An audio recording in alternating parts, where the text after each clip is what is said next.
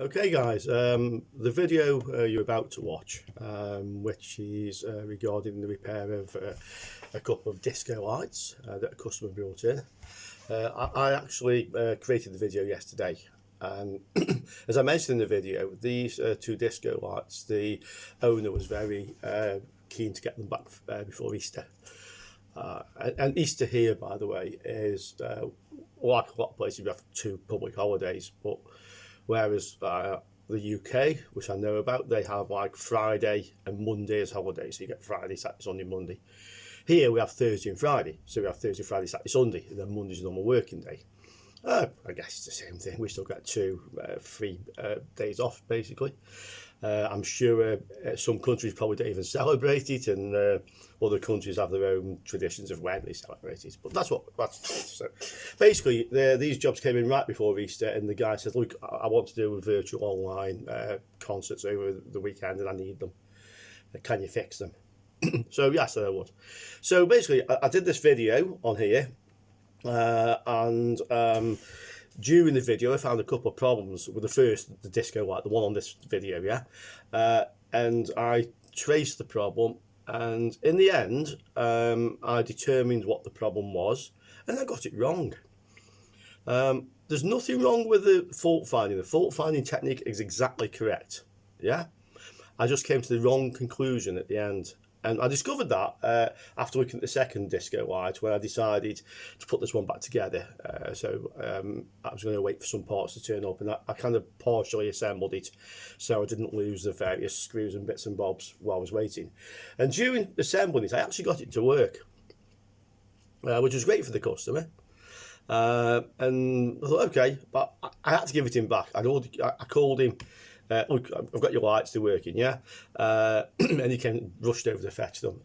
And when I reviewed the video, this video that's coming up now, I realised that actually it's a good video. The technique is good, and I also realised watching the video that if you look carefully, you will see why I got it wrong. So enjoy the video. It's going on the channel now. And what I'd like to do this is consider this a bit of a challenge. Watch the video through to the end, and then see if you can say, 1, what was the real cause of the problem, and 2, what did I do wrong? And when you figured that out, put that in the comments below. Let's see who can be the first one to jump on. I'd love to hear from you guys, the ones who say, yep, Rich, I knew what the problem was there, and the ones who say I didn't figure it out. You will see in the comments what the real problem was. Watch the video and enjoy. Hi guys, let me just set this camera first. Okay, so today we've got a couple of disco lights, stage lights, multicolour LED lights. These came in yesterday, and this is a paying repair job. He brought me 3 of them. The third one, I think maybe it has no fault on it. It's just need to look up the user manual and figure out how to use it properly. But these 2, he tells me they are dead. No power at all. So let's have a look at these and let's see what we can do with them. First thing I noticed with this one is very dodgy bit of power wiring going in there. So what I'm going to do, and this is what I do with any device that comes in the workshop and I'm really not sure about it, that's maintenance powered. I don't just plug them straight into the mains. I may have mentioned this to you before. I have on here effectively a light bulb, and I drew this before, but let's just do it again. The way this is wired up, I'll just draw it and I'll show you. We have a light bulb. There we go. Okay.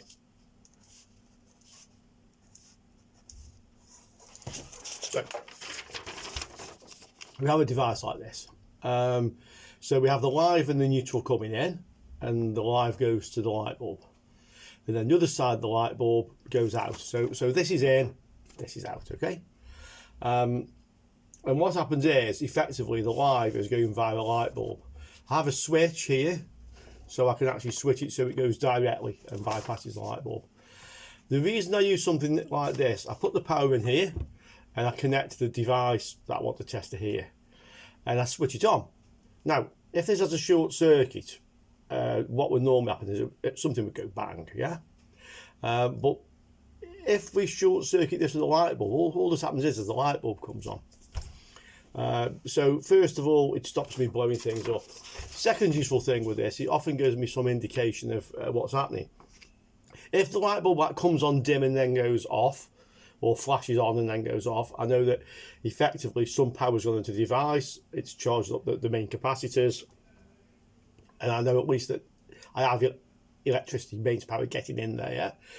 If the light bulb doesn't come on at all, I pretty much know there's nothing getting in there, maybe a blown fuse or something else wrong with it. If the light bulb comes on and stays on, like, you know, quarter brightness or something, I know it's drawing some power, but it's not going to blow anything up if I switch the switch. So I then switch the switch out and put it onto full mains power and see what it does. So that's the little device. You can build one of them. In fact, I suggest you do build one of them. All you need is a light bulb, a switch, and a box to put it in. It's not an expensive thing. So this one first with the dodgy wire. We're going to plug it in. I'm going to check the switch is set to light bulb. Yeah, it's set to light bulb. And we're going to switch this on and we're going to see what it does. He tells me it's dead. Yeah, you should. To see the light bulb. Let's see what happens. In fact, I've got it set to 110 volts. It's now on 240 volts. Okay, so nothing happens. So basically what he says is it doesn't come on. He's dead correct about that. The light bulb didn't even flicker or anything, so it didn't try to draw any power. So that one, we know literally draws no power at all. Let's look at the other one. See what this one does. At least the mains wiring looks safer on this one. We can plug this one in, and let's have a see what this one does. So once again, power on. Nothing on the light bulb. Nothing happens. Yeah. So these pair are dead as dodos, basically. There's no power getting in there, nothing's happening. I can't unplug this one now. There we go. So let's have a look at them. I'll go over now to the bench camera overhead view. I just wanted to show you first what we had. I think first off, we'll look at the small one, okay?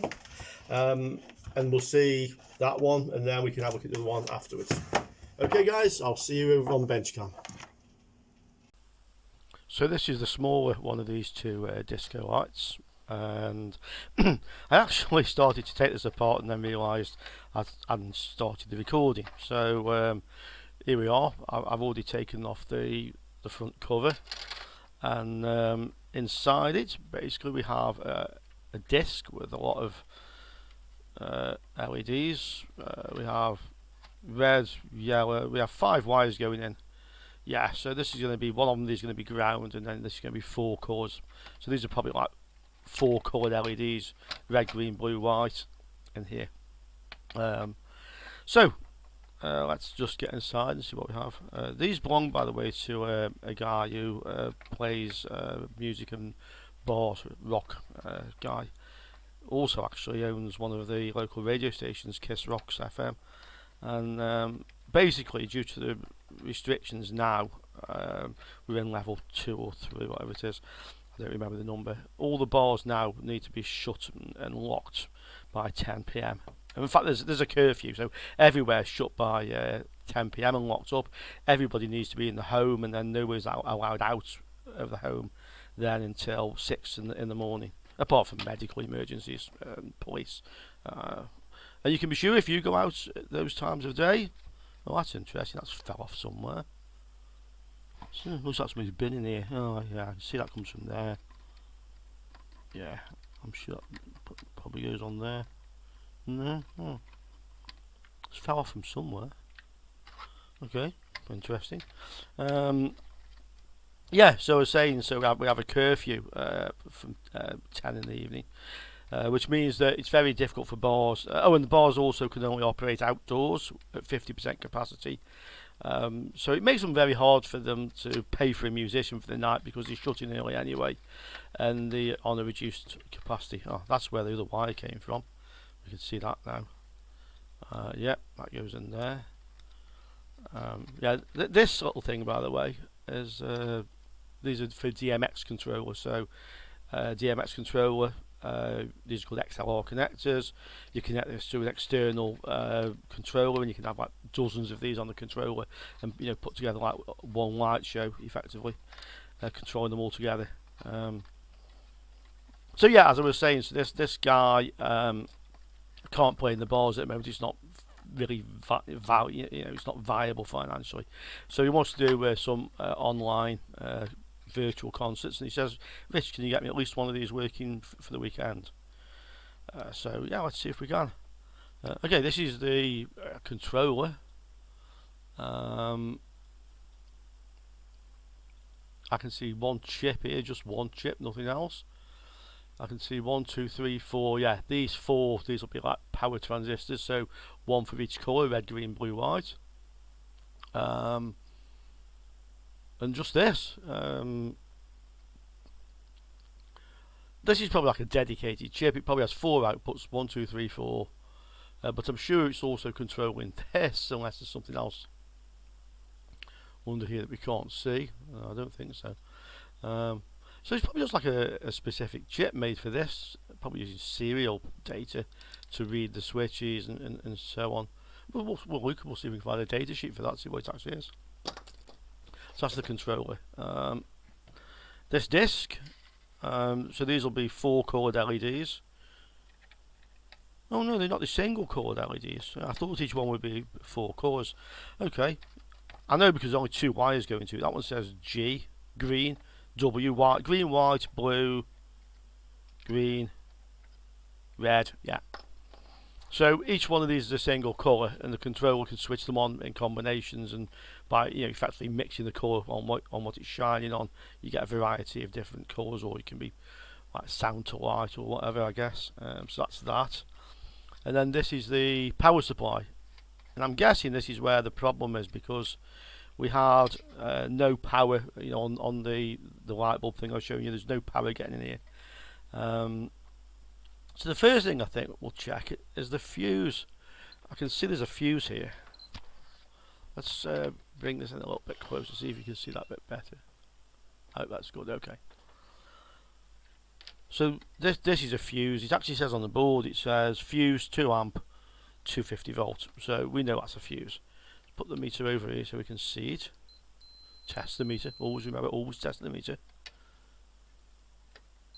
Oh no, that's okay. So the fuse is intact, which makes me think there's no short circuits anywhere. Because if there was a short circuit somewhere before I plugged it in with a light bulb, the previous person would have plugged it in and blown the fuse. So power comes in through the fuse. These 4 diodes here, you see, these form a bridge rectifier. So you have AC coming in and you have DC going out, and basically we can check that. So from the neutral, I think this is probably the one on the fuse. Yeah, into the fuse, into here, and that will go, I'd imagine, to these 2 diodes. Yeah, doesn't go to the other ones, like it just goes to those 2. Okay, so neutral's coming out live. We'll go to the other 2. I'll talk about bridge rectifiers. Sometimes it's like one component with 4 legs. In this case, if you use 4 diodes, but this is a circuit we will look at when we look at circuits and components. So coming out of the bridge rectifier, I can tell you now these 2 will be connected together. No, I can't tell you that because they're not. These 2 are connected together, and these 2 are connected together. These have the stripes. So this is your positive and this is your negative, and this goes to this capacitor. And we'll just check the resistance here, and it's high. There's no short. In fact, it's reading open circuit. I can't even see that charging up. So what do you have here? I'll tell you now. This is where your power comes in. 240 volts here, 220 volts AC, 110 if wherever you live.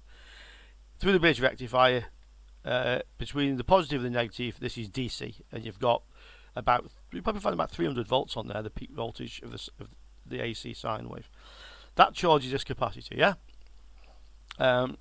You have here a controller IC. I can't see any power FET, so this IC is driving this transformer, the primary of the transformer, okay? Secondary of the transformer is here. This is a diode, so this is rectifying back into DC from the high frequency AC here. Capacitor on the output, and that's your output, and it says on each 12 volts, so we know it's a 12 volt power supply. This here, this is an opto isolator. I can see a Zener diode here, a resistor. So what happened is, when this should be 12 volts, if this goes above 12 volts, say 12.5, inside here is an LED. That Zener diode will set the voltage at which that LED lights up. So that LED will light up, okay? The other side of here is a photo transistor. And basically that's a transistor that when you shine a light on it, it switches on. So the LED comes on and turns this transistor on. This transistor will connect back to this chip and tell it that there's too much voltage on the output. So what this will do, the pulses it's sending into here, it will make them narrower. So say it was 50% on, 50% off previously. It'll go down to like 40% on, 60% off, which will reduce the voltage coming out. And when this effectively goes off, so it knows the voltage is right, it'll control this chip again, and it'll increase it. So by varying the width of the pulses here, the duty cycle, it can control very accurately the voltage coming out of there. That's what it does. This capacitor, along probably with that resistor, looks out. This is the startup circuit. We might need to get into this to see what the problem is. I'm sure this will be the startup circuit that powers this on from when we first switch on. And this diode, I wouldn't be surprised. There's another diode down here. One of these, probably this one, will be effectively also powering this chip. So what happens is, when you first switch it on, this capacitor charges up, and when it reaches enough voltage, this switches on. Yeah, this starts driving the transformer. But the way it's designed, when this starts driving the transformer, it's drawing power from this capacitor, so this discharges over a few seconds. And it's designed in such a way that this capacitor cannot provide enough power to keep that running. What should happen is, once that starts driving here, you've got a secondary which goes out there, yeah? There's another secondary which will go through a diode and back to this. So effectively, the secondary on here is powering the chip. If for some reason this doesn't start, after a few seconds this capacitor will discharge to the point where this switches off. It's got no power anymore. And depending on the chip then, this capacitor obviously, once this switches off, it's not drawing power, this will start to charge again. Depending on that controller, it'll either continually try to start over and over and over, or it'll start once, shut down, and then won't do anything else until you switch the power off and back on. So that is what we have there. That's a switch mode power supply. It's a small one.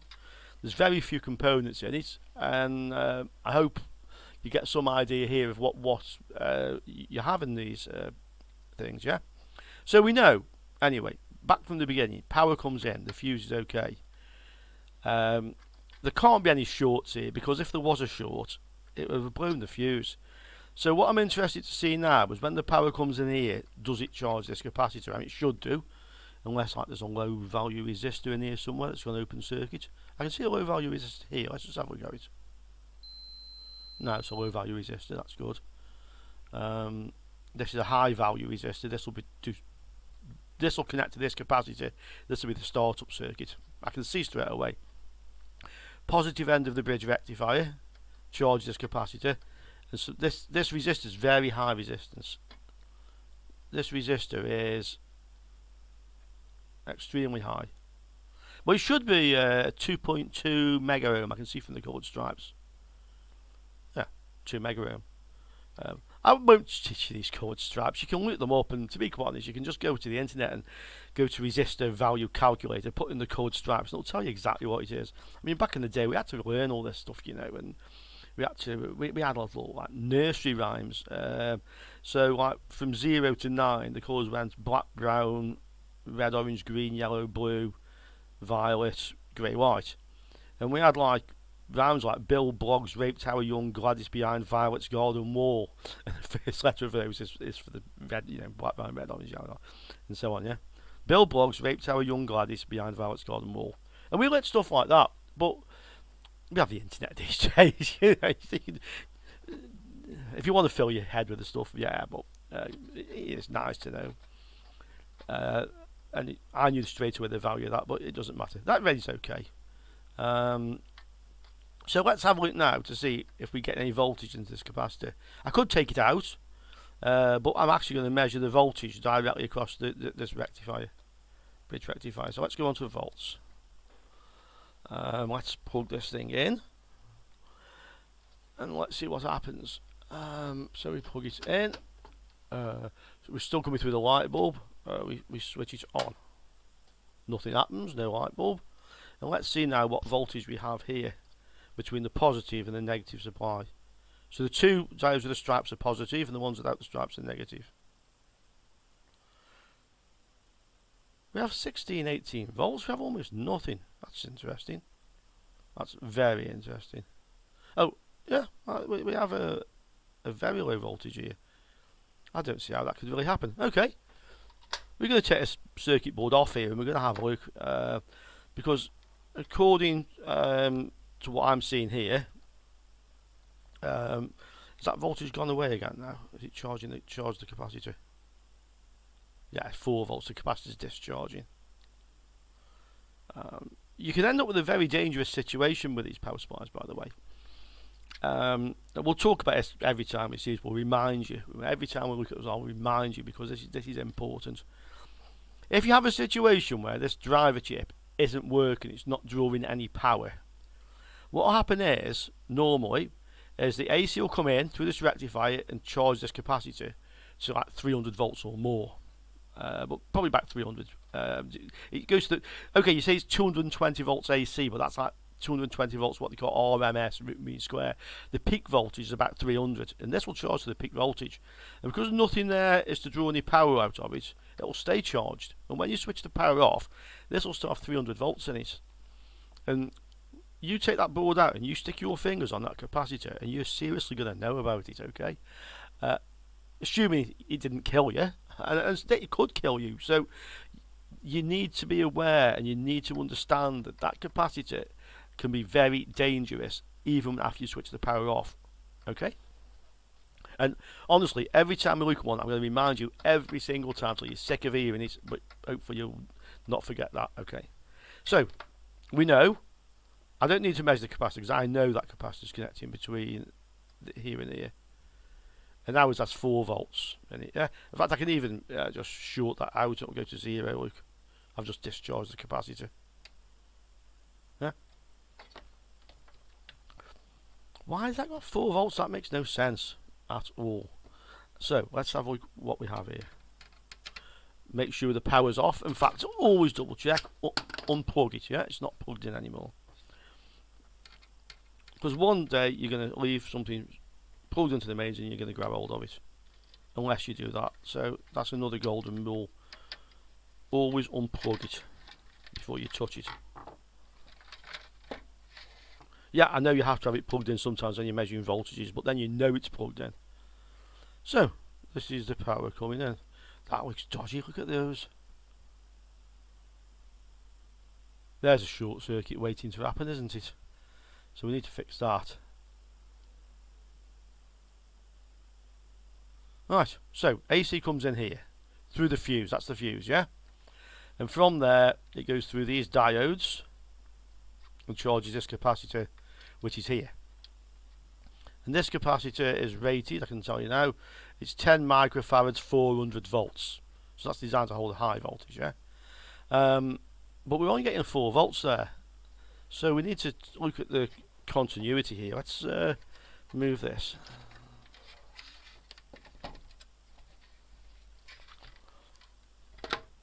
And let's have a look what we have. So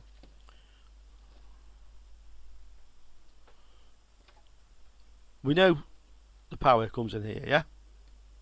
This one through the fuse to there. Oh, ohms range, that would help. to the fuse to there, yeah? This one just goes to the diodes. So it goes to 2 diodes. We can see one leg there and one leg there, yeah? This one goes to the other 2 diodes. And we can see fuse coming in, one leg there and one leg there. So we have continuity to there, yeah? These 4 diodes then, 2 of them connect to this point, which is either the positive or the negative, and the other 2 connect to this point, which is positive or negative. Let's have a look which is which. The diodes. These outer 2, I tell you what, let's get the microscope. Let's get the we don't need the microscope to work on this, but let's get the microscope so hopefully you guys can see a little bit clearer what I'm trying to show you. Okay. Let's go over to microscope.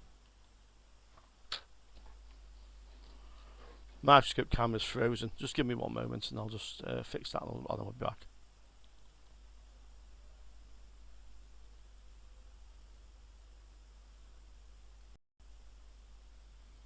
Okay, I've sorted out the problem with the microscope camera. Let's look at this like this, see if it's a little bit clearer. I hope this is not too magnified. Okay, so we have AC coming in. We have 2 very dodgy wires. This one goes through the fuse, which is here. And the other side of the fuse, this is 2 legs of the diode, the bridge rectifier. The other one comes in, and this is the other 2 legs of the bridge rectifier. And you can see them if we look on the other side. Look, like those are sloped that way and those are sloped that way. So that's where the AC comes in. On these 2, live, and on these 2, neutral. Yeah, that way around. The other side of the diodes, 2 of them go to this track, and this here is one end of the big capacitor, the negative end. So this is the negative DC. The other 2, you see they go a bit, the other 2. So these are the 2 which go to the negative. These 2 go to the positive, which is this rail, yeah? And this goes to the other end of the capacitor. So when this switch is on, you should end up with about 300 volts on this capacitor. The reason it's 300 volts, our voltage here remains as 220, is because 220 is AC and it's root mean square. It's like the average voltage, because the voltage is going like up and down in a sine wave like this, yeah? And the average voltage is 220. But this capacitor doesn't really care about the average voltage. It's going to charge up, and if there's nothing drawing any power from it, it's going to charge up to the peak voltage of the incoming, and that is where you're going to get this 300 volts. This actually can be very dangerous, as I mentioned before. If this charges up and there's nothing to discharge it, that's going to hold 300 volts, and when you do that accidentally, or you touch something here, you're going to get a shock, and it could be severe, yeah? So you've been told again. Right, so on ours, we've measured out, we know that we've got continuity to these bridge, you know, the inputs of these diodes, yeah? But this only has 14 volts, so where's the voltage going? Let's have a look. I'm going to, can we do this? Yeah, let's get the desk cam back on. And let's stick this in the corner.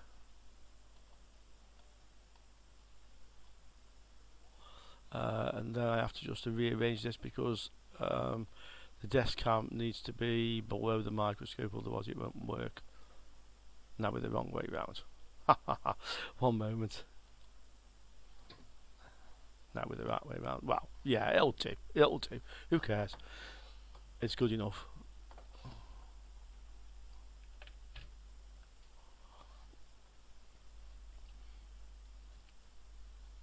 So what I want to do is test these diodes. Now my meter has what's called the diode test mode.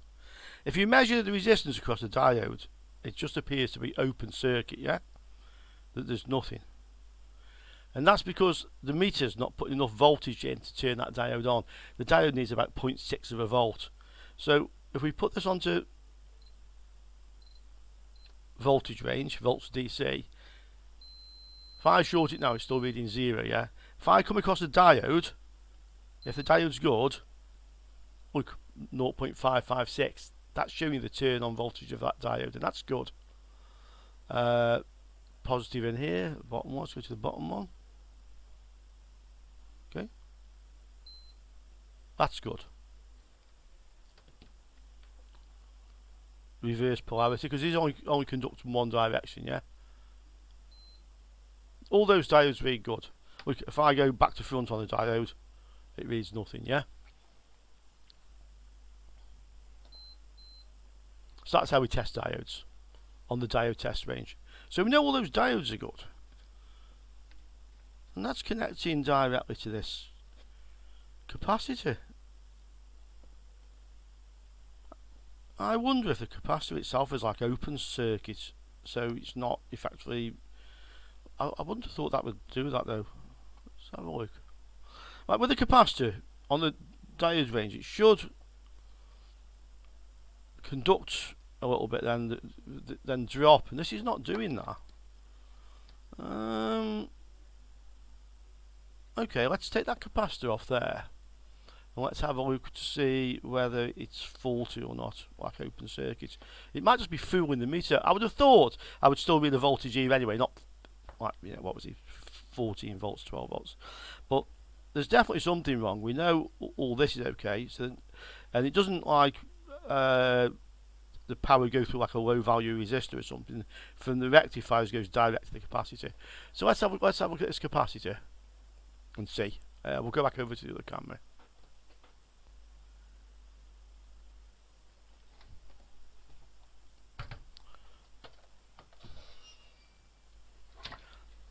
So we need to desolder the capacitor. That's the next thing to do. Switch the soldering iron on. Okay. Yeah, we have an electric soldering pump and everything here, but let's just do it the basic easy way. Yeah, well, I say easy way. It's not the easy way, but it's the one that uses the least amount of equipment. And let's assume that you don't have anything very sophisticated, but you have some solder and you have a soldering iron. And while we're at it, a little bit of flux. Always, if you can, use a bit of flux. Not strictly necessary on this sort of job, but it certainly does no harm. Okay, a bit of flux. Right. Easiest way to desolder this is add a little bit of leaded solder on both pins. Make a note which way round it is. The negative is towards this end. You put one of these capacitors in backwards, and I'll tell you, it's going to go bang in quite a spectacular way. It'll actually explode, and all white fluff and shit will come out of it. It'll smell horrible.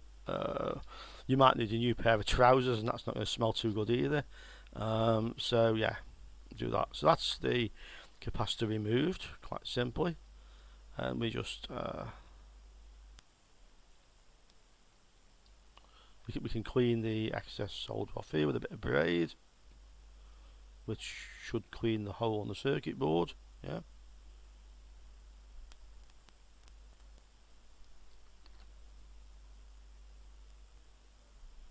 So we're all clean. There we go. So let's have a look at our capacitor. I said to you, my Fluke, my other multimeter, have a capacitance range, but because I spent £20 buying a capacity meter, which I don't really need, I insist on using it. Okay.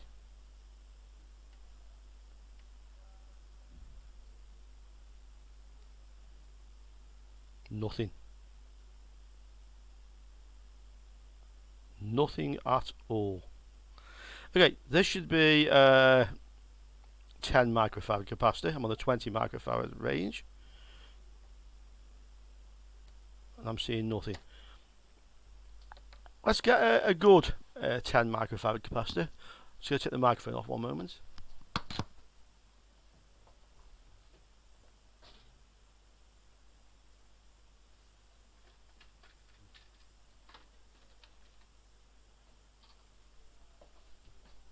This is one. Here we go. This is just one off a scrap board. 10 microfarad, 450 volts, same sort of rating. Black to the negative.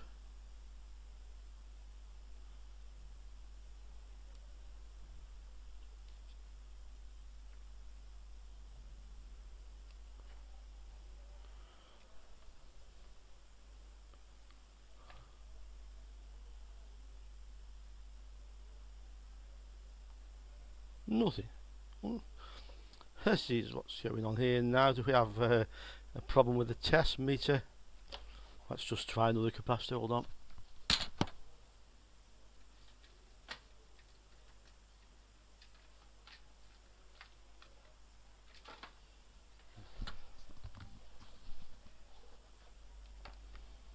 This is just a low voltage one.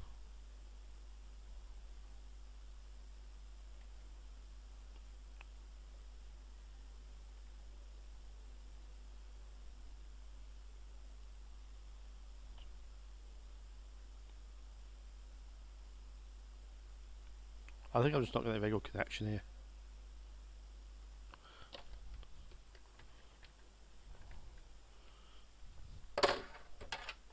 Let's put that on one side. Let's use the other meter. I said this has a capacitance range, and then let's see what that's telling us. This sort of thing, you do find this sometimes. You know, you're fault finding and something stupid's going on.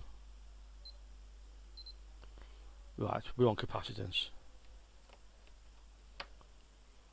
Let's have a look at this little one first and see what this tells us. Black one to the negative.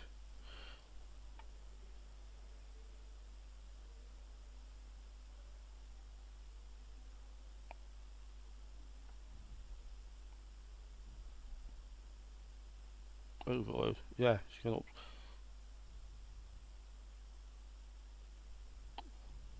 I'm not sure what range this goes up to. It might be above the range of the meter. Maybe that's why I bought the other one. Overload. Yep. Yeah, so obviously this doesn't read up as high as 10 microfarads. Well, that's saying it's good. Let's try again.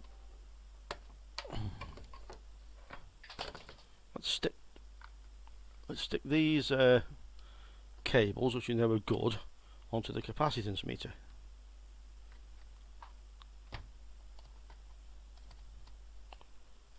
We'll set the range to 20 microfarads because the capacitors are 10. And let's look again at our capacitors. This is the little one. 10. So there was a problem. We had a faulty lead on the meter. I've mentioned this, haven't I, before? Always test your meter. 10. That's the one that came off the circuit board, so it's okay.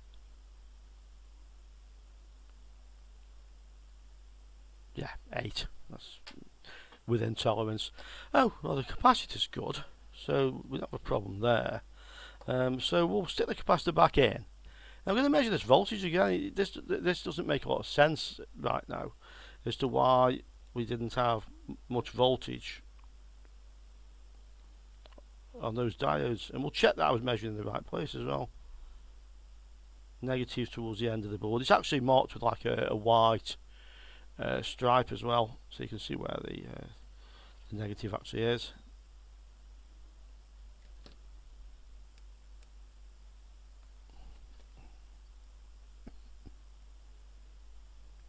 Right, we're back in place. A little bit of solder. I'll just hold the capacitor in so it can't fall back out while we get a bit of solder on one end of the thing. Just enough to hold it in place. Yeah, I've got a bit of solder on that one. And we can go solder. So the capacitor's back in.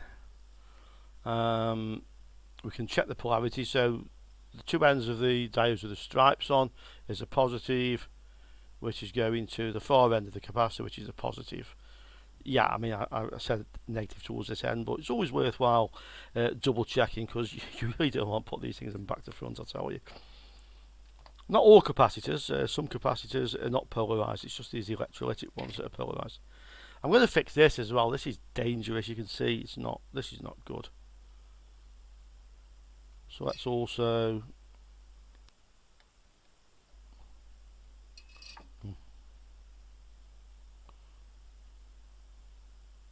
fix this. Do you know what I didn't test earlier? I didn't actually check that we had any AC coming into here. Basically means is the plug any good? That'd be another good reason why there was no charge getting to the capacitor, wouldn't it? Sometimes, you know, you're doing this and you don't really think things through properly until later when you've messed around for a while, and then you think, hang on a sec, we didn't test something obvious. Let's just find a pair of wire cutters. Just normal wire cutters with this, I think. Let's solder these back into place properly.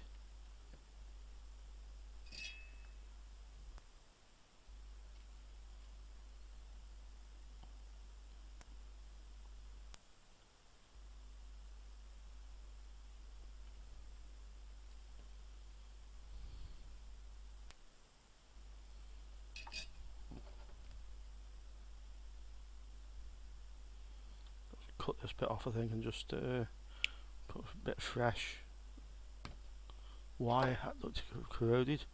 Okay.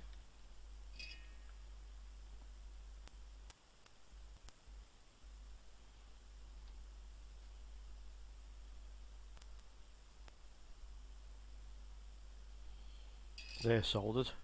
Yeah, let's just check the continuity from the mains plug to there. I didn't test the AC voltage, which I should have done. Let's have a look.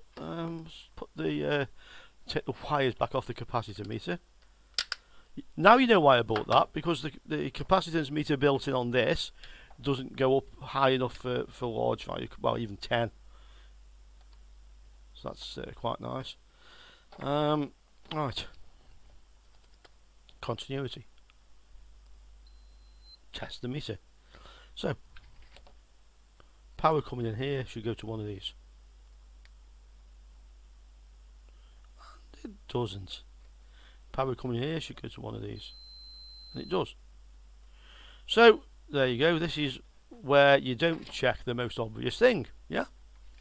I'm not editing any of these videos. I want you to see my successes, and I want you to see the mistakes I make, and learn from that. So we need to find a screwdriver that we can use to open this plug up. Okay.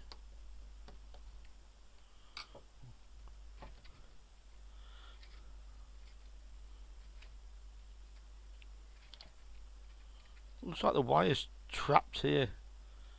I think we might just have a broken cord, you know. Let's look again.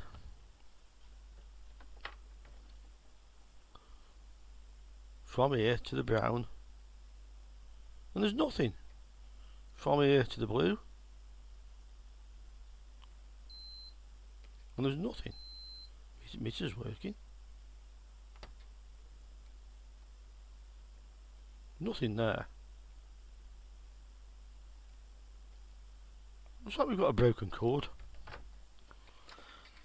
Right, where's the most likely place for the cord to be broken? Where it goes underneath the strain relief. Here. That's the most likely place for the cord to be broken, is there. For sure.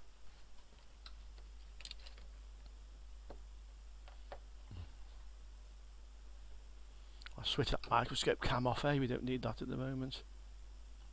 There you go.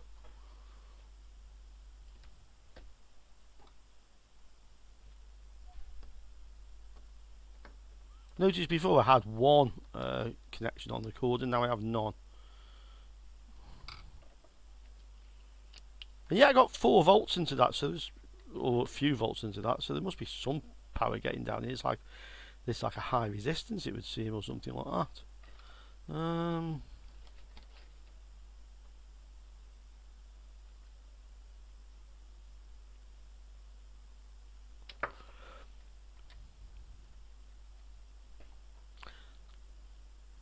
COVID regulations. I was talking about the factors the musicians can't really work in the bars at the moment. All our shops are open. Non-essential retail, as they call it. All the bars are open, but you can only sit outdoors. You can't sit indoors, which is fine here because it's never below 20°C really. That's not very clever, does it? All the shops are open. You have to wear masks everywhere here, by the way. Face and not face coverings, face masks. Yeah, face masks are compulsory everywhere here. Indoors, outdoors, on the street, wherever you are, regardless of whether people can, you can distance of more than 2 meters, you have to wear a mask. And it was very windy. That's got a contact now. Very windy the other day, and there's a guy on Facebook, English guy, and his mask blew off. And he said the looks he was getting from people on the street and in the town because he wasn't wearing a mask. He says it's like we're staring at him, It's like you're a pariah. I'll swear here, if you don't, if the police see you, it's on the spot. It's €200, I think it is, on the spot. No argument. You are fined. But if the police don't see you, to be quite honest, you'll probably get lynched. This guy, he had to basically put his t-shirt pulled up over his face and rush home. Because he couldn't go in the shop, because you can't go in the shop without a mask. And even if you did go in the shop without a mask, they wouldn't serve you anyway. So the motto of that, I suppose, was carry a spare mask. Of course I don't. Well, I have a spare one in the van. I have a spare mask in the van. Yeah, that's a little bit about COVID and the crazy world we're living in at the moment. Will it ever go back to how it was before? I don't know. The stupid thing was, back in the 1920 or 1990, when we had the Spanish flu and millions of people died, they didn't shut anything down. It's like those people, the fact they were dying didn't really matter. Okay, this bike looks a bit distressed.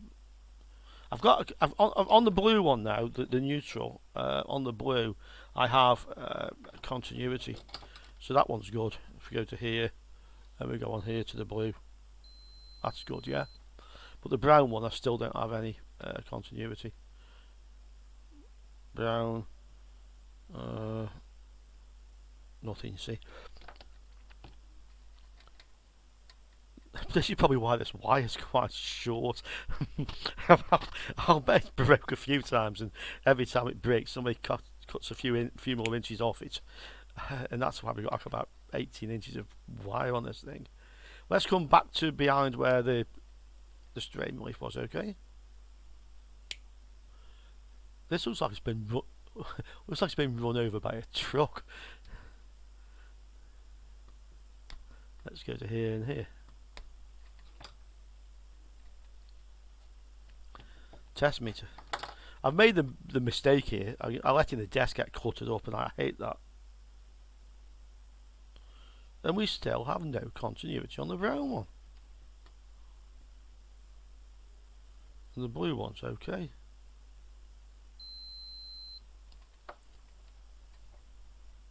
Where is it broken? It's just a bit of wire, How can that be broken? Well, it is. There's no denying it. It is. It's definitely got no continuity between the brown wire here, and I'm on the end of it, to the brown wire here. You watch it'll work now. Nah, nothing, you see. I think we need to put another bit of cord on this. I'm going to stop the recording off here and see if I can go find myself a bit of wire. I'm not sure if I have any in the workshop. Okay, so I don't exactly have a bit of wire, but I found an old one of these cords. So I think if we just chop this end off, and we can just plug this straight in the power, and you'll now have quite a lot longer cable than you had before. So I think I'll be quite happy with that. And I've got quite a lot of these lying around. It's not like I really need to keep it, and I do need to repair this. We'll chop it here. You never know. I can just put a little terminal, but I might find some emergency use for that end. So I'll leave a little bit of wire on it, and we'll just strip this back a bit. There we go. And there we go.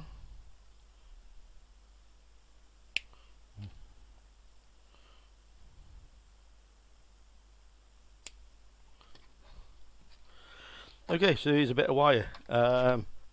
And before we solder this onto here, because if I don't do this, I'm going to make myself look really stupid. We're going to feed the wire back through the hole in here, yeah? So this is where the old wire was coming in. So we're going to stick a wire through there. Because you know what's going to happen. You're going to solder it on. And then the plug, which is moulded on the other end of the wire, this won't fit through the hole. So then you think, oh no. A, I've done something stupid, and B, I've done it on camera. And there's not much worse than that, yeah. Although, no doubt, I've already done a few stupid things already. But you know, when you open up a YouTube channel, you've got to be up for it, haven't you? Yeah, I know these guys. They bloody edit the videos and they make it all up, and they find the problem first, and then they make themselves look how good I am. Yeah, look how good I am. I want to do something realistic here. I want you guys to see really what it is like to do this sort of job, or even as a hobby. Yeah. So, and that includes seeing all the pitfalls as well. So let's just be rid of that bit of wire. Don't leave that. Something like this. Don't leave it lying around your workshop, because in 12 months' time you'll forget why that was lying around your workshop, and you'll try and use it for something. Put it in the bin. Okay. I know how obvious that sounds. So when you don't put it in the bin and you use it in 2 years' time for something, and then you spend 20 minutes figuring out why it doesn't work, or what's going on here with your new bit of wire, think back to, hang on, Rich told me that. Okay, this signal is AC. Yeah, we have a live and a neutral, but in all honesty, in an item like this, it doesn't matter which is live and which is neutral. It's even just marked here, AC1, AC2. The only reason you have a live and a neutral is for safety reasons in some situations. We'll talk about that when we have a good chat about isolation transformers. I know I've mentioned them before. But basically AC is AC, there's no plus and minus. So from an electrical point of view, the equipment doesn't really care. Also, bear in mind that I'm in the EU here, and we have an EU plug, and this plug is non-polarized, so it really doesn't matter which way round I plug that plug in. I can point it either way. So the live and the neutral here are meaningless. It depends on which way I put the plug. So if you weren't already convinced, now you can be convinced that we don't need to worry about the polarity of these two wires, the mains coming in. That's the neutral on, let's go live on here.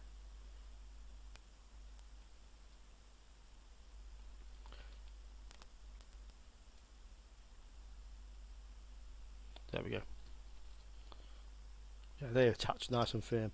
So we now have live and neutral coming in. Once again, we'll check this. You know, who knows? Did I pick up another faulty lead? Can I be that unlucky? What do you think, Rich? Can you be that unlucky? Well, that's connecting to there, and that's connecting to there. So yeah, you can be that unlucky, but you weren't that unlucky this time. That's good.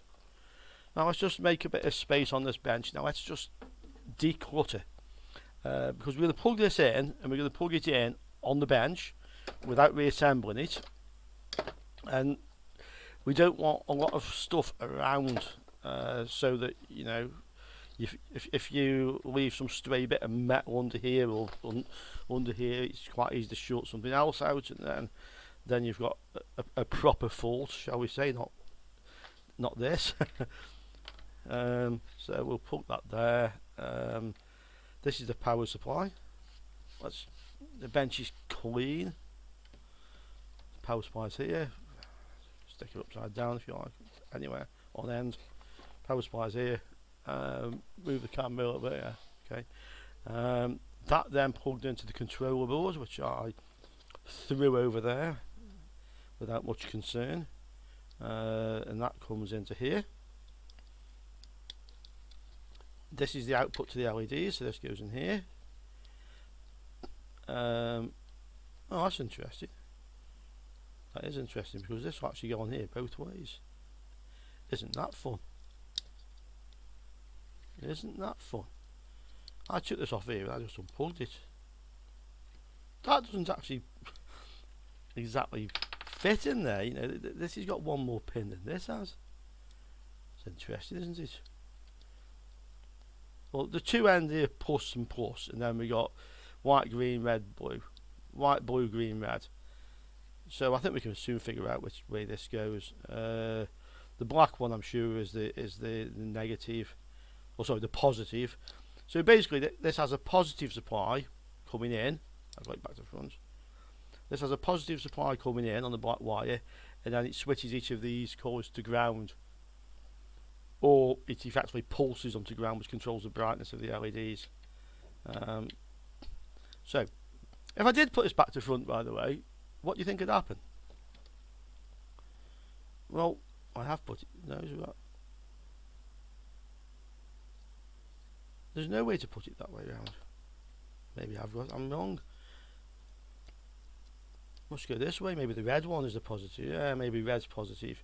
White, green, yellow, black is the white, green, red, and blue. Because he marked on the back of here, yeah, and these two are positive. So only one wire needs to connect to here. Doesn't need them both. Yeah. So what would that never put there on that back to front? Well, the answer is nothing. Because these LEDs only light up in one direction, yeah. So when there's positive on the positive terminal, on the negative is negative, and if you connected the power backwards, they just wouldn't light up. Wouldn't actually do any harm. Let's go to one of the LEDs. Oh, yeah, you can see that on camera. So this way round it's lighting up. This way round it's just open circuit. So if I did connect it back to front, it wouldn't actually cause a problem. But you can see on the meter the forward voltage drop of that LED 2.16. That's quite normal. So yeah, so we had to have a look to see which way that wire went. This is obviously the Chinese. I'm sure this has been made in China. Well, only the Chinese would do that, I think. It's not even the right physical plug for the controller. Right, so we're all connected up, apart from this one, which goes to the DMX sockets on the back of here, these things. But we don't need them to test it. We'll just connect it back up when we connect it together. This guy doesn't even use them. He only uses this as a standalone light. As a bonus, we now have quite a long power lead. So power lead can go in here. I'm going to switch this on with the light bulb still, and I'm can you see it? Can you see that? Let's see on the. Can I get the camera any further? You can see the light bulb. Oh, can you? You can see the light bulb. So I'm expecting that to light up because this is drawing some power. Not because if it's full on bright, there's a fault. It's a short. Let's see what happens. Nothing. So we still have nothing happening down here. So that's one problem sorted, but it looks like we may have another problem. Now, this is where we could have a dangerous situation. I've put power in this and it didn't light up. And the reason we could have a dangerous situation is if this capacitor, the one where I soldered over here, is charged up. And the easiest place to check that is going to be on the other side where the diodes come in. I could check on the capacitor. Let's just check here. So we have coming in. This is the positive end. This is the negative end. Yeah. Let's see if this is holding any voltage. Only 5 volts. That's interesting, isn't it? I'm plugged into the mains. I've got a new cord. Let's see if we've got any AC voltage getting on here now. We didn't test this originally, but now we need to. Voltage AC comes in here and here. We hold them on the meter and we just switch on. Oh, it's working now. I've got a bad connection somewhere.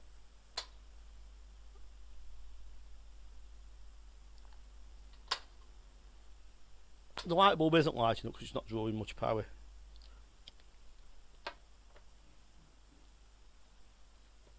It works. Why did I have a bad connection before? Why did it not work before? I mean, the soldering looks okay. Try again. It's working. I'm guessing with this we can actually change the colours and such like. Yeah, it's not dimming now, like you see. It's running good.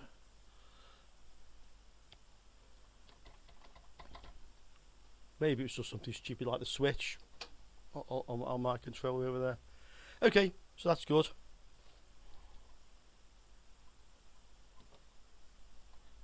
Has it gone off now? No. It's just going through its cycle of colours. I can see white and green lighting up. Let's see if we get all the colours. There's blue.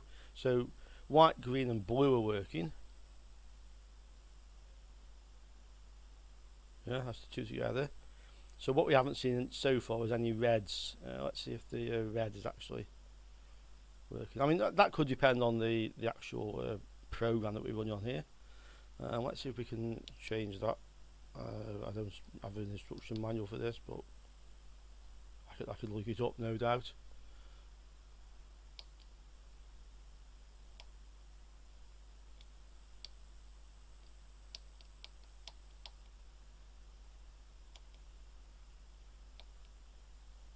I've obviously selected something.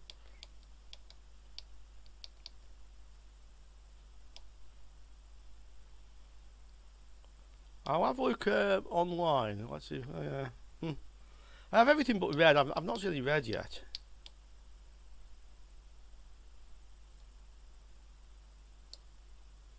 Maybe there's another problem on this with the red.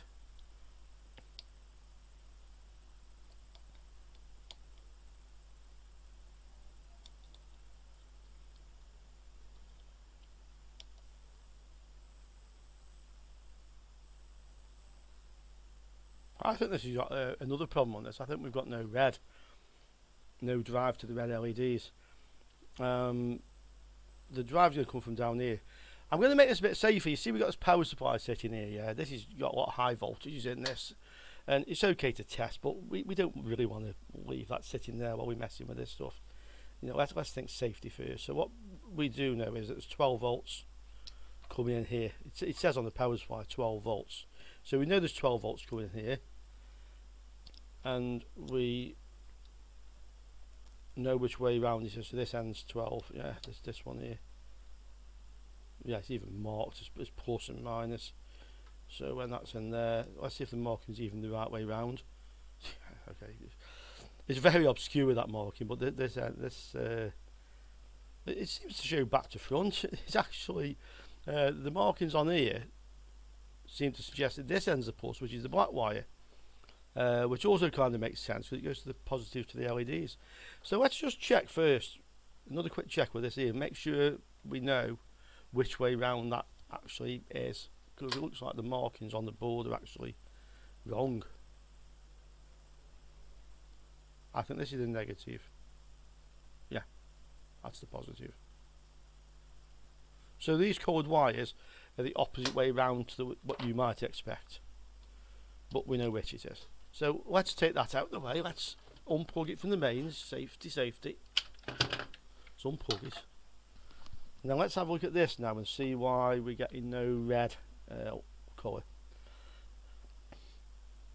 I think the easiest thing to do first is to power this up, and let's see if we have any on here. It's marked red, green, blue, white. Let's see if we can see any drive voltage going down here into the LEDs. That'll tell us either this isn't driving this or the red LEDs are not working. It's one or the other. So let's solder a bit of wire on here so we can attach this to the bench power supply, the one with the variable voltage. And when we've done that, we can test it. You know, let's use this. This is our bit of wire that doesn't work. Let's see if we can just use 2 bits of it. Yeah, this is the one that I just put in the bin, and I thought actually I might have use for a bit of that. So 2 bits of wire back in the bin.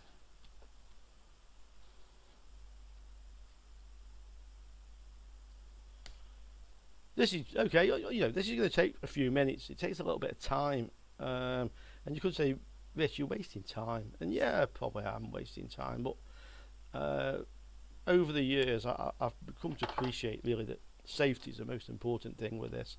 And what might take you a few minutes of time could save your life one day. That wire is good.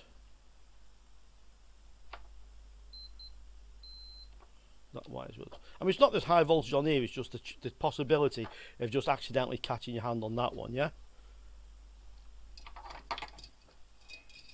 Whereas if we use a bench power supply, we know we can't do that. So, I can solder this here because we know this is the positive, so one wire can go down on here. And that's the negative, so one wire can go on there. Doesn't matter which we use, but we'll use the brown for positive. Why not? As long as we know which one's which, it's not that important. Electricity will go down the wire no matter what goes, as you know. Well, let's have the brown on the positive, and let's have the blue on the negative.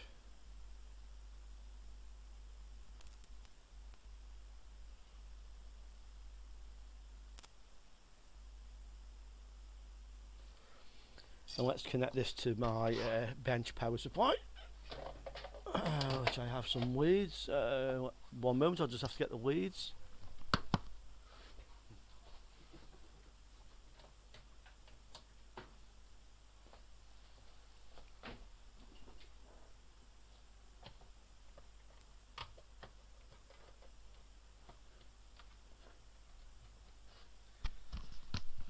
Okay, I've got some leads.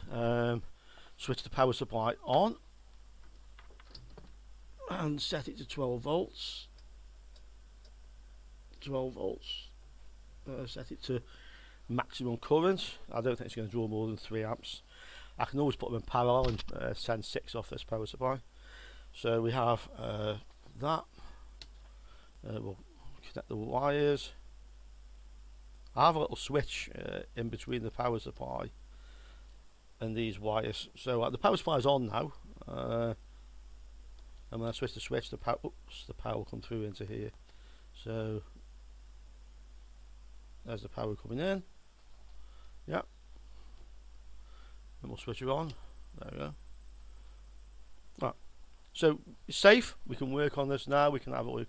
So first thing I'm interested in is whether or not there's any power coming out of here on the red.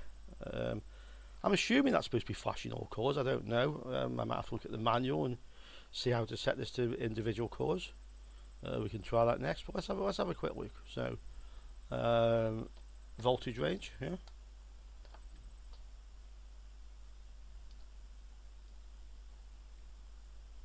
I've lost the connection somewhere here.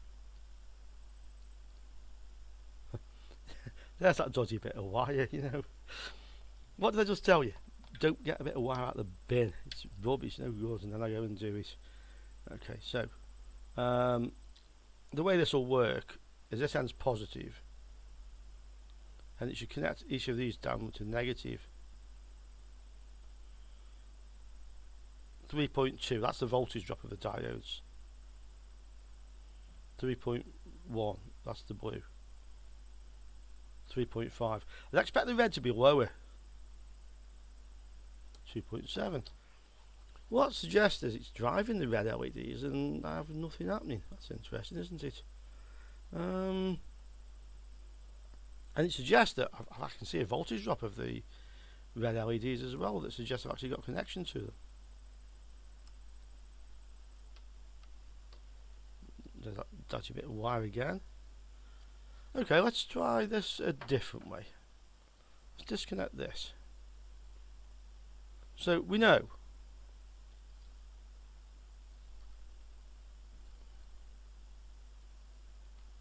sort my dodgy bit of wire. We know that plus comes in here.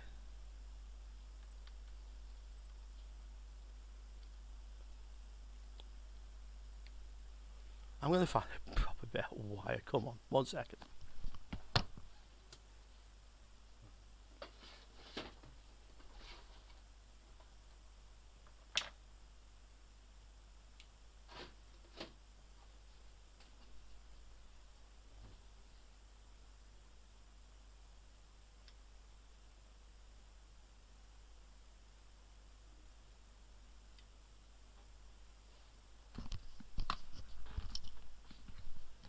Let's try just a bit of wire again.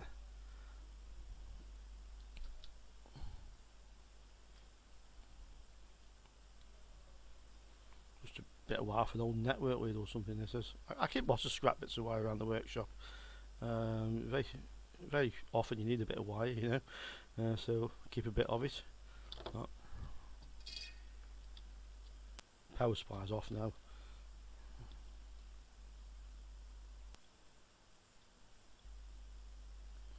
There's the positive, yeah, and the other end is the negative.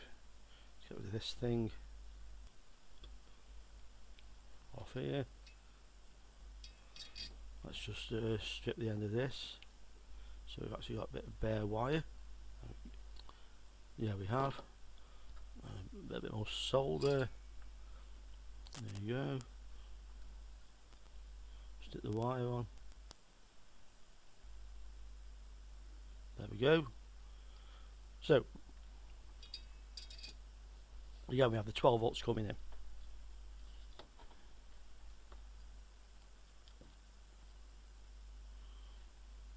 Positive 12 volts,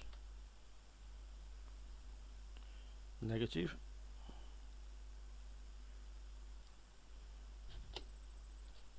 we're working. And we've got the red. So how are we going to figure out why we've got no red? I'll tell you the easiest way of doing that. Apart from read the instruction manual, you know, so make sure it's driving it. Okay, the easy way to do that. We know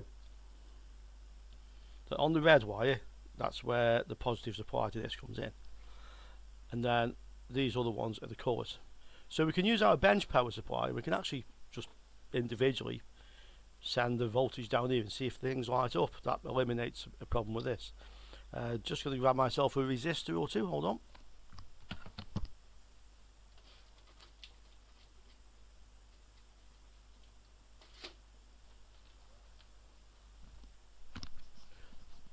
I'm using these resistors because with a bit of luck they'll push down inside here and give us a good contact so we can clip our power supply to. That's positive, yeah. And we can take the positive supply. I could put it through the resistor. It's only 22 ohms, but just why bother? So that's there. That's the positive supply. The negative supply from the power supply will connect to the other one. Okay. Controller, don't need it. So we've now got power supply, a couple of resistors, and I'm not using the resistors, I'm just using some stiff bits of wire.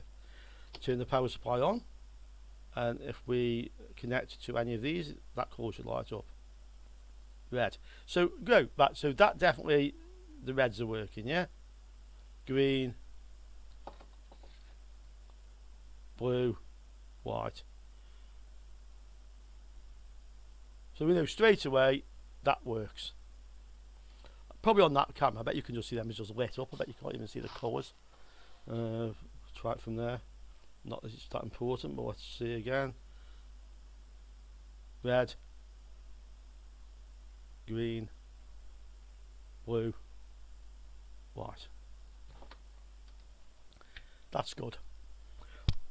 So why aren't we getting any red? Well, it could be a problem with the controller, or it could just be something stupid like it's not, you know, it could be I've got a bad connection here from that, or it could just be that it's not set to drive the red, you know. I mean, this runs different programs.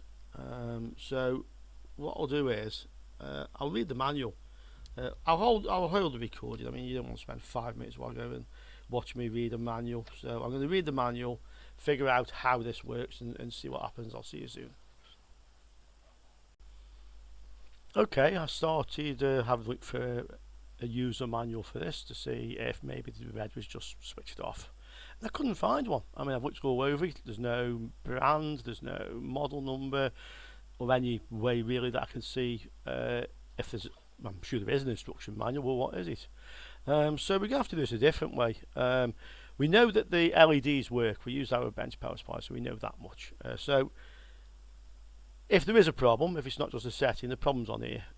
So let's have a look at this under the microscope. I think it's probably going to be easier. And let's see what we have and see if we can figure out how this thing should be working. So if you just bear with me a little bit while I switch to the microscope camera. We'll leave this one on a little bit so we can see the test meter, which is here. Yeah. So what we have here, we have this is the connector that goes to the LEDs. So you have 12 volts on one pin, and then the rest of them are coming back from the LEDs. So it's common 12 volts to each colour, and then it switches the other ones to ground. Yeah, and we can pretty well say that there's 4 transistors, probably FETs here. Oh, they're even marked RGBW, red, green, blue, white.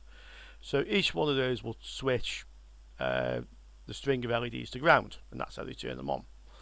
The LEDs could be in parallel, they could be in series, depending on how that LED panel was made.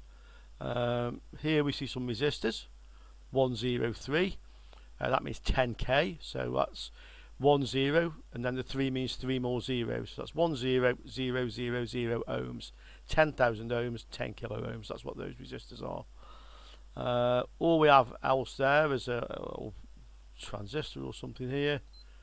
Maybe this is to do with the strobe, you know, where it switches on and off, maybe not. We have a little chip here. We have a microphone here, and that's basically all we can see on this board. So first of all, let's have a look here. AOLA LT, that's the part number. That's not really a part number, that's what's called an SMD code. So we can have a look. Let's go over to the desktop and let's have a look, see if we can actually find those devices, see if we can actually see what they are. I think to do this I need to click on this, as I recall. It's bigger, and then go to screen capture. Yeah. Okay, so we're now on the desktop. So let's have a look for a data sheet for that thing, see what if we can find anything. AOLA. AOL data sheet. But it's not. It's like, look, it's just found lots of similar things, but it hasn't found, look, no data. Sin datos, Spanish also, yeah. So it's not finding that. Anything? Oh yeah, look. Buy AO 3400 AOLALT. That's the thing, isn't it? And it's going to tell us where we can buy them. That's Alibaba. Is that the right thing? Components. Yeah, this picture isn't a picture, that's just a general picture. And look, AOLALT, and it's saying AO 3400. Remember, this is this company we keep finding, AO, which I think is Alpha Omega. That's the manufacturer, and that's that funny symbol, that A in a circle we've looked at before. So let's have a look for that. See if that finds us something. Yeah, now we might be finding something. AO 3400, 30 volt N channel enhancement MOSFET. Okay, that sounds promising. It's a MOSFET. Let's have a look at the PDF. Now let's have a look.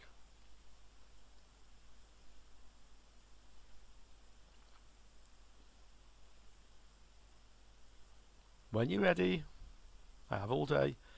Ah, there's the picture. That's the thing, isn't it? That's it.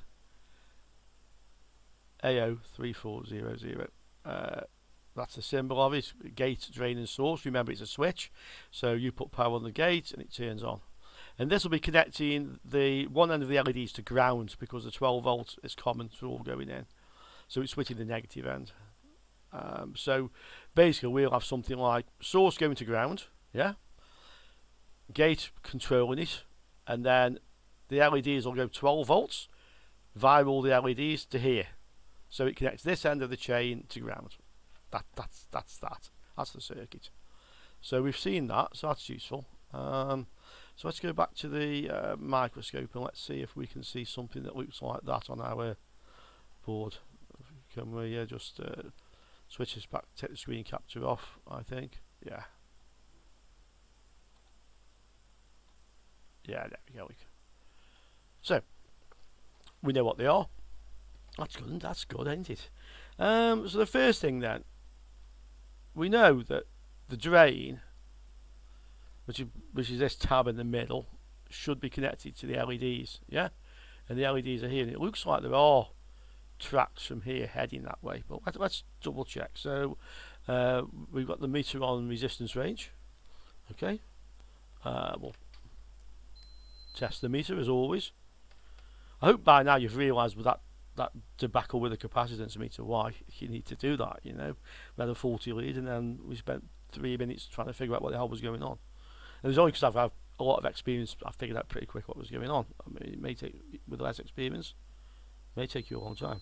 Okay, so on this connector here, the top one's the 12 volts coming in, and the other ends are the ground ends, and that FET is connecting to one of the pins. Next one, connecting to the next pin.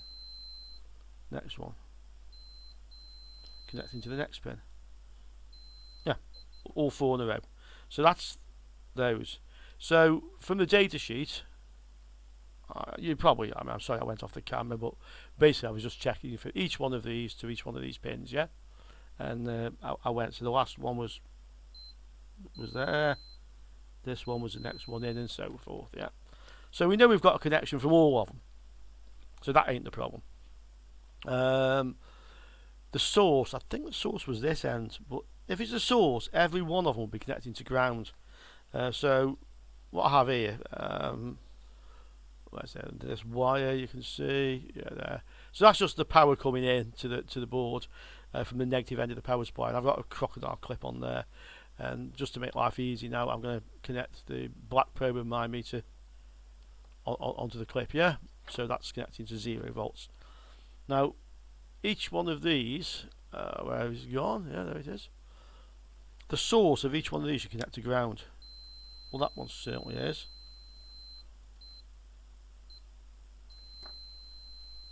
Yeah, I'm not seeing resistance. It's just a little bit of resistance in the crocodile clip lead, that is.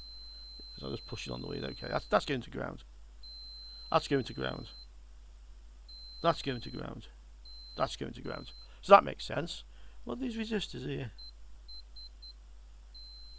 Yeah, one end of each of these resistors goes to ground. I'll bet the other end goes to the gate of these FETs. And it's just to make... That's the gate. Oh, okay, it doesn't. I thought it would. Just make sure we've got a connection on it. That's the resistor. Oh yeah, it does. That one goes to that one. You got a connection on it. The end of this meter probe is a little bit bent. Yeah, and so on. So those 4 resistors are connecting from the gate to ground. So the gate will be driven from well, there's a chip over here. I actually don't know what that chip is. I suspect that's a custom chip. 75. I could look it up, but let's try. So let's go from the gate of the first one to this chip.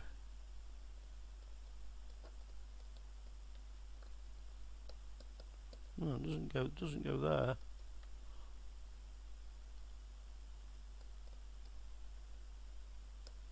Try the next one. Go to the gate from the next one. No, that's strange. It doesn't go to that chip.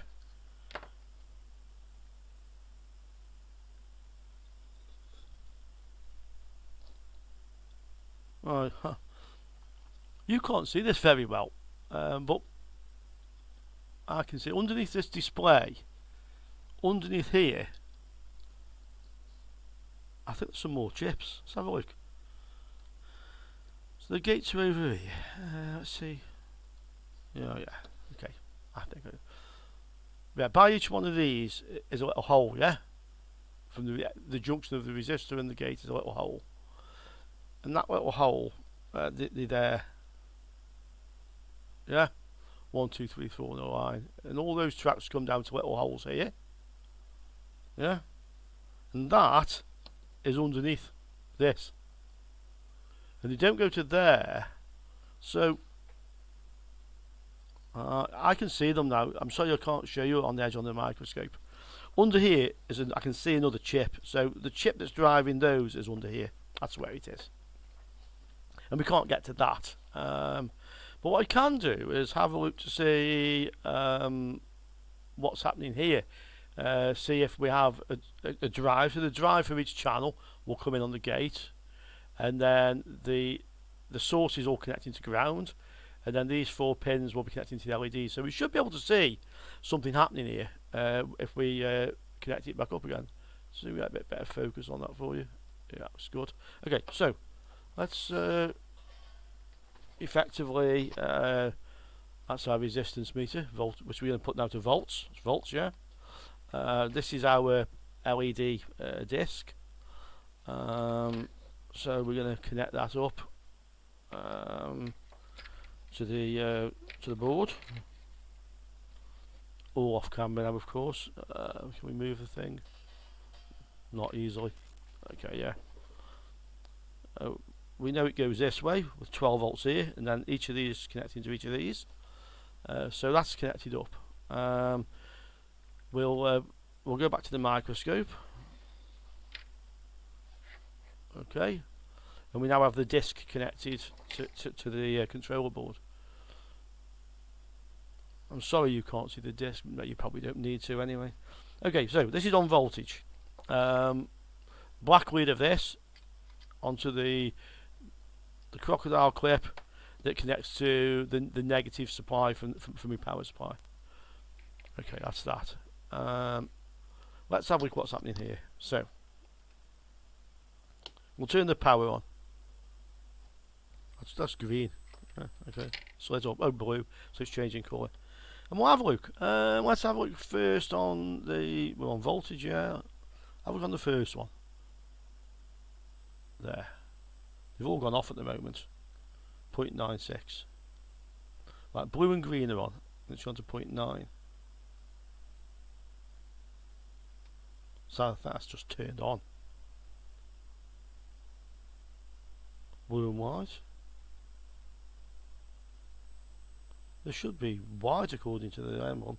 0.975. Okay, that one's changing. It's low when the green's on. It's low when the blue's on. It should be white, I think.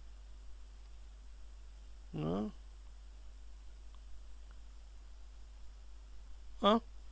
That changes when they're all off. I wonder if they've marked these wrong. Let's go to this one. Okay, 1.5, fair enough. Blue and white are on. Blue, white and green are on. Right, just the green's on now. So that's either blue or white. It says B by it. It's not the blue though, because the blue's on now. That's the white. The white's just come on, and that's now got 1.5 volts on the gate. The white's just gone off, and it's gone off. So that is white, not blue as it says. Let's have a look at the next one. What's this one? That's the moment blue and green are on. Ah, it's gone off.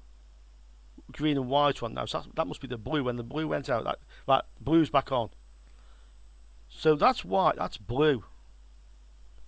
What's this?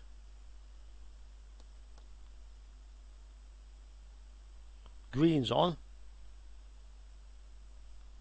Ah, right. So when the green's on, that's got 1 point something volts on it. That's just white on, nothing. That's nothing on. Probably the red should be on. Right, and the green and blue come on. Green, blue, white. This must be red. And the red's not working, but does this switch? I have to wait a bit until... Ah, yes, see? It's switched. The fact the voltages are slightly different doesn't worry me too much. It's switched. So that switch is on when the red should be on. Because actually there won't be on. There'll be like pulses on here that control the brightness, everything. Let's just wait to go. Right, they've all gone out and that's come on. So that's red. So they've marked wrong. That's typical again, isn't it? You can't trust what you see. So that one's red. So let's have a look now at the return coming back from these LEDs. So this one I think we said was green. Let's have a look. 7. So, yeah, when the green came on, I think it was a green, that has got dropped. Yeah, green's still on. Wait till the green goes off. Green's off and it's gone up. So that's switching the green. We knew that from the gate. Did we say this one was the blue? I think we did. Let's wait till the blue comes on.